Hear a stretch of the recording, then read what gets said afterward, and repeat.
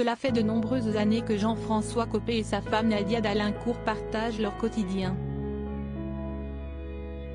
Rares sont leurs sorties, mais on peut parfois surprendre l'ancien ministre et actuel maire, Les Républicains, de Moradieu aux côtés de son épouse dans les tribunes de Roland-Garros, ou encore plus récemment pour l'avant-première de Starmania. Depuis près de 14 ans, le politique et sa femme partagent tout. Et cela aurait pu faire encore plus longtemps si l'homme de droite n'avait pas quitté Nadia pour une autre. Si est ce que révèle cette psychologue de formation dans les pages de gala, en kiosque ce jeudi 22 décembre.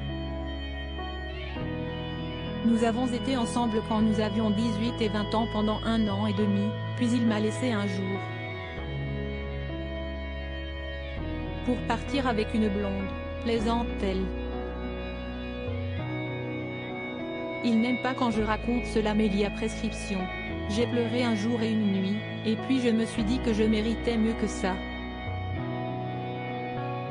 Nadia Dalincourt s'est alors mariée et a eu 2 merveilleux garçons. Puis, elle a dû faire face à un drame, la mort de son mari et père de ses enfants.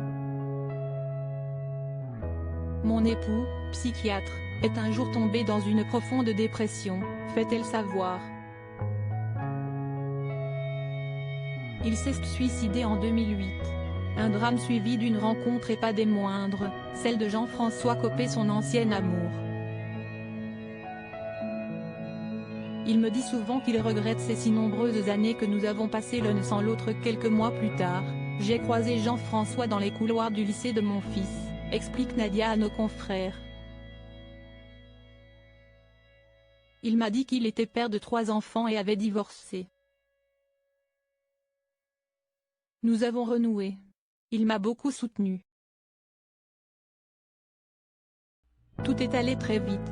Le couple donne alors naissance à une fille. Nous avons eu Faustine et nous nous sommes mariés.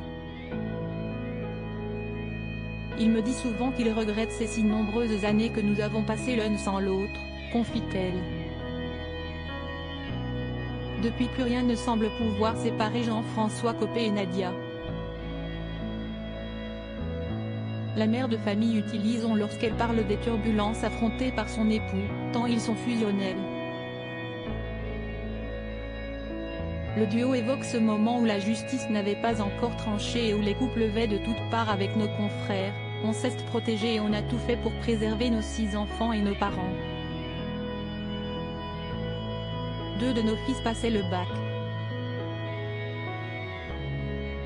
Nous avons éteint la télé, ne tolérant à la maison que la chaîne de dessins animés pour notre fille Faustine, qui était encore petite.